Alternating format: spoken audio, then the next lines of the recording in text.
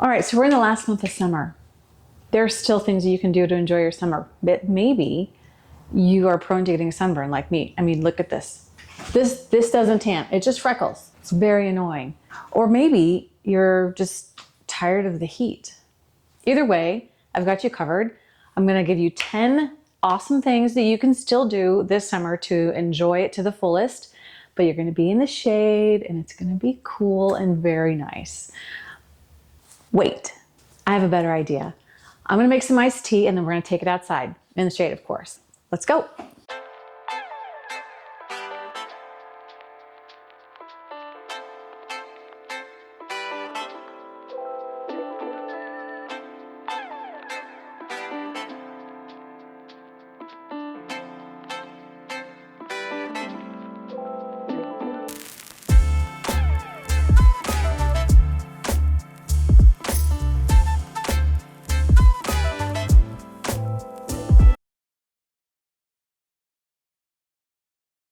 Five minutes later.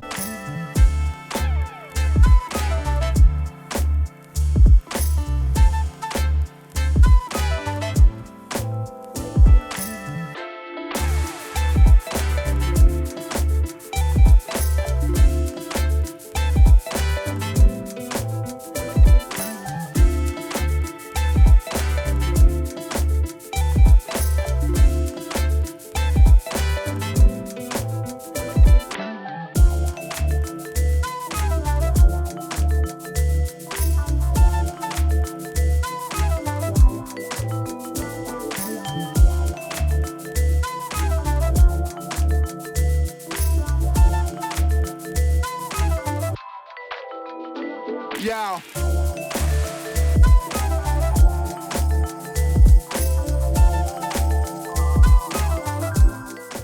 We made it to the park. I've got my tea, which by the way is really good. If you are new here, hi, my name is Nichole. And yeah, I don't like being warm. My perfect temperature is that of a Pinot Gris grape, which is 50 to 70, something like that.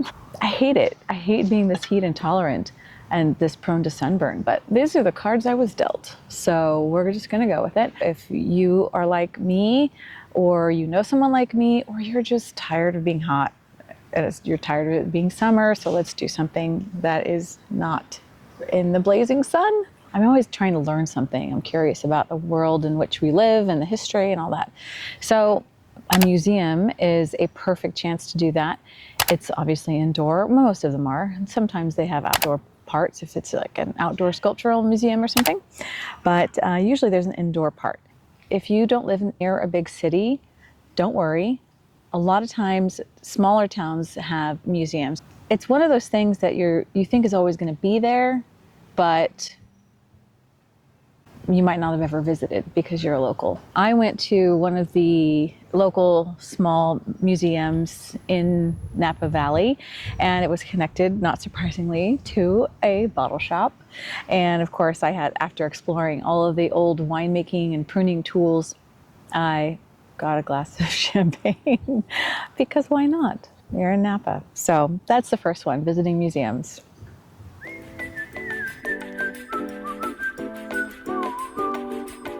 The next one is watching a movie. I mean, that's an obvious answer, but what if you take it outside? I don't have an outdoor projector. Take your tablet or your laptop and watch a movie out there. One of my favorite movies to watch during the summer, especially when it's really hot, is Rear Window. It's an old Hitchcock movie with Jimmy Stewart and Grace Kelly, and it takes place in the sweltering heat of New York City.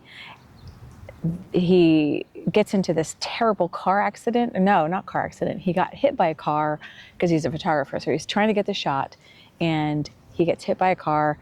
He's in a huge cast and he's just basically stuck in a wheelchair all summer. So he maybe uncovers a murder. I don't know.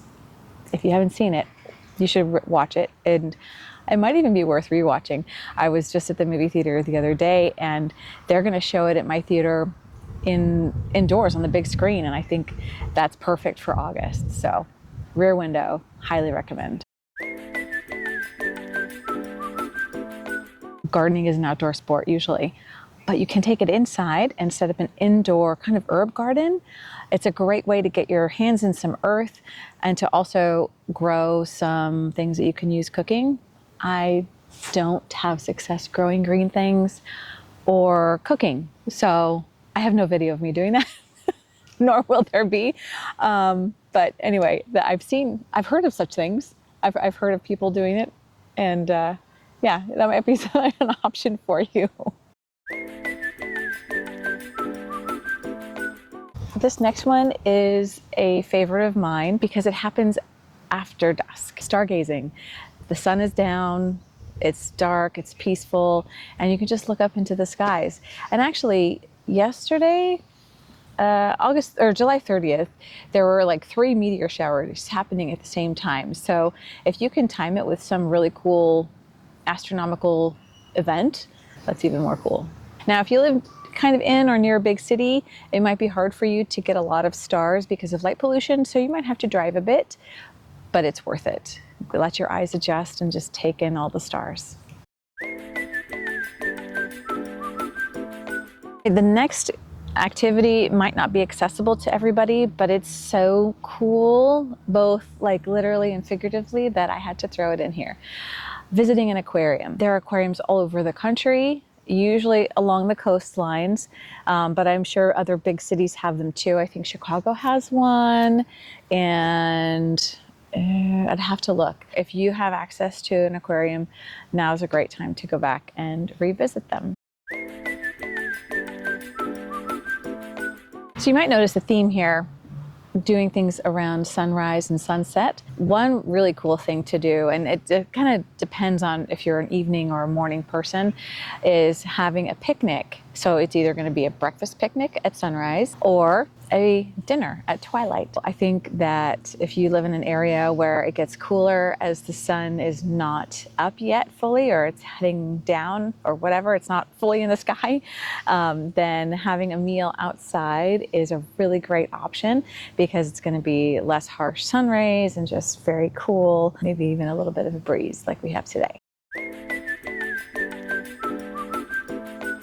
The next one can be done either inside or outside, depending on your setup. If you have a nice table outside or some patio furniture or even a picnic table in a park, you can play a board game with your friends or family in the shade of a tree or in the air conditioning or whatever. If you want to play a game by yourself, I know that there are some board games that you can play solo. I would go to, they're pretty rare, I would say, but if you go to a specialty store, like a game store, what I affectionately call nerd stores, where you can find things like D&D or Dungeons and Dragons and some other like role-playing games or tabletop games. If you ask the people who work in the store, they'll be able to point you towards a single-player board-style board game. So playing a game, gotta love it. All right, so it's getting a little warm, so I'm gonna go back home and we're gonna finish the list at home because I'm not about sweating. I'm just not. By the way, I love this bottle. It holds a bottle of wine. It's tea. I mean, you saw me make the tea. It's really, honestly, tea, I promise. But it does fit a whole bottle of wine. Don't ask me how I know.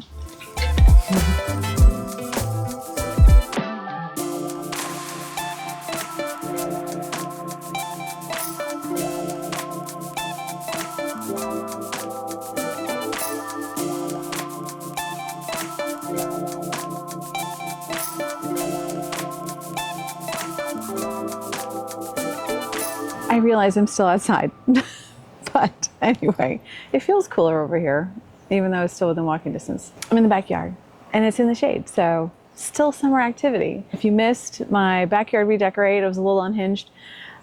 Check it out if you missed it. It was a good time. It was a good time. Next on our list, wait, let me get my list back out. Oh, you may be surprised to know that I actually do like camping. Like tent camping. I've never been a backpacker just because I couldn't commit. I mean, it's really expensive to buy the big like backpack thing and then all the gear that goes with it? And what if I spent all that money to like get fully equipped and I didn't like it? So that would be kind of a disaster. So I never made that plunge, but tent camping is fine. Now I'm old, younger Gen X, anyway, late 40s.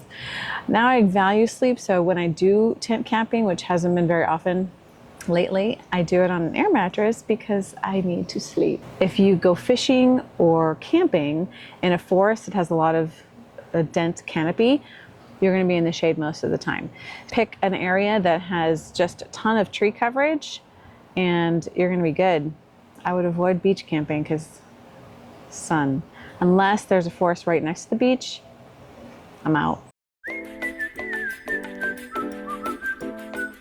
Going spelunking or doing a cave dive. It's dark and cool in there most of the time. Sometimes there's underground water, stalactites, stalagmites. I've been to a couple of caves in and around the Central Valley and Pinnacles National Park and stuff like that.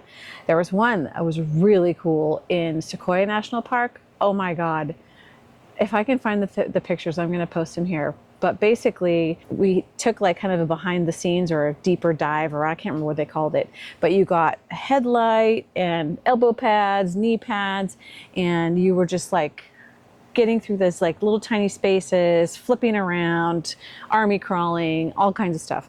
I understand that's not for everybody, but most caves and caverns have a very accessible tour that anybody can do. Pavement and stuff like that for mobility devices and everything. So definitely I would check out caves in your area if you have them. And people are like, oh my God, bats. Yeah, they say that. I've never seen a bat. And I think I've been in about like, I don't know, half a dozen caves in my life. So yeah, I'm sure they're there, but they probably don't want to deal with us either. So it's a win-win. Okay, our theme of doing things at sunrise and sunset are continuing with hiking. I love getting outside, but sometimes it's really hard for me to find activities that allow me to be outside without getting just beaten down by the sun. And hiking is one of them, especially at these times of day. It's so peaceful just being in the woods. Sometimes I take a book or I do some journaling. There are hikes for every fitness level, every age. There are hikes with zero elevation. There are hikes with crazy elevations. Obviously, sunrise doesn't last forever. So, sunrise or sunset hikes tend to be a little on the shorter side, which is great. It's a nice way to get out and get a little exercise, get outside, enjoy nature a little bit. Just be careful of wildlife. I know a lot of animals are diurnal, so they're most active around those times of days. So check with your local ranger station and make sure that you're going to be safe. Tell people where you're going. Be safe out there. But hiking is a really good option. I'm making it sound not safe. It's safe. Yeah, it's safe. You should do it.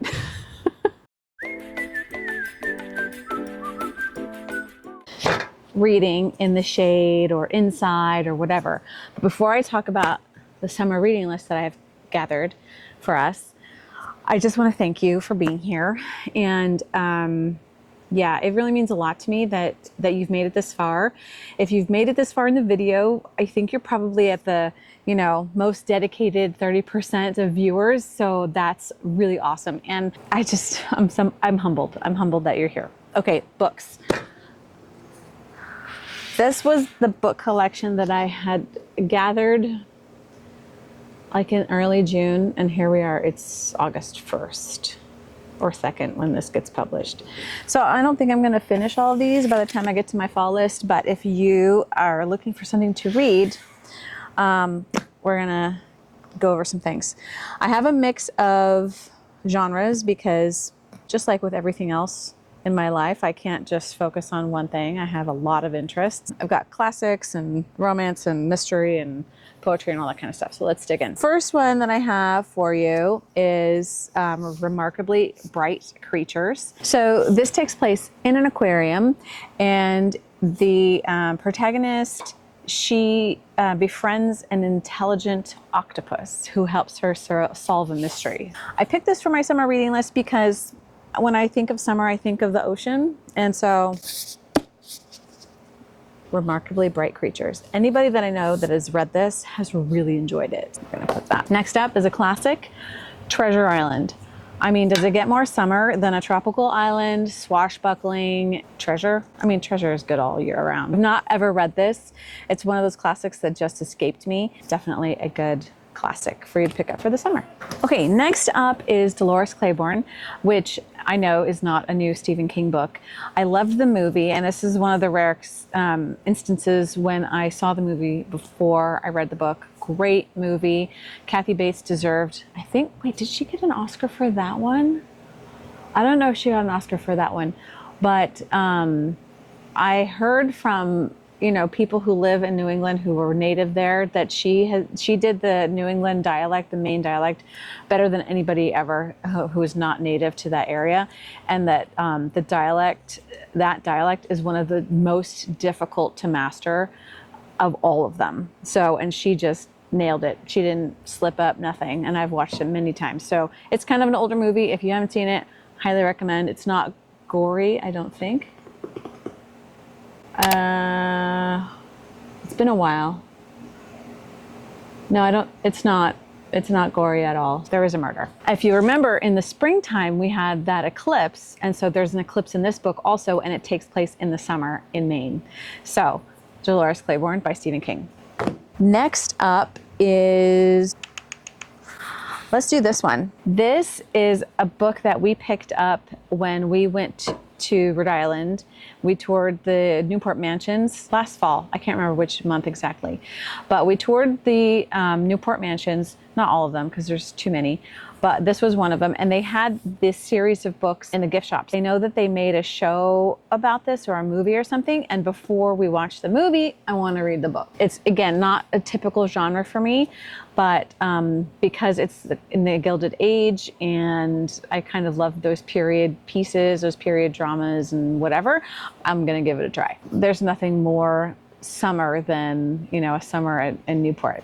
Speaking of historical mysteries, I have this one. This is on loan from a friend that I work with at the hospital. And this is another series of mysteries. This takes place in the Middle Ages. I love all things Middle Ages. I love all things Black Plague. I have these weird obsessions. The Brother Cadfael mysteries, and he's a monk in an abbey. There's a killing and he helps solve it. Next up is a little Shakespeare. This is A Midsummer Night's Dream. I haven't read Shakespeare since probably a couple years after college. No, I wouldn't have done that. I was in research. Yeah, probably college. I took a lot of English classes and I read a lot of Shakespeare at that time, but this one wasn't on the list. And at one point I was like, oh, I probably should read all the Shakespeare plays in my life. That hasn't happened. So I'm like, now would be a good time to kind of start that mission again. I like the Folger editions because there's like notes in here, kind of a get ready to read. Yeah, it'll be a challenge, but I should do it. I should do it. This is not a genre that I typically pick up. The Bridgerton books. That I want to read the book first, and I think this just is season 1. So I wanted to read that before. It's not really summer related at all, but Tracy told me that if I didn't read it, she was going to watch the show without me. So nothing like a deadline to get me going. This is my summer reading list. I hope that you found something interesting to read if you were looking. If you've read any of these, tell me how you like them or if I should avoid any of them. I don't think I'm going to get to all of these this summer. This is going to be my last summer my first and last summer video, and then we're going to move straight into fall, into some other things. Stay tuned for a lot of fall. I'm so excited about the fall. The library is coming together. We're going to do that pretty soon. So a lot of interesting content and exciting. I'm excited about the content and the direction of the channel as we get into the latter months of the year. Hopefully you found some new books today. I will link all of the books on an Amazon list below. If you missed the spring reading list, I will link it up here. See you next time.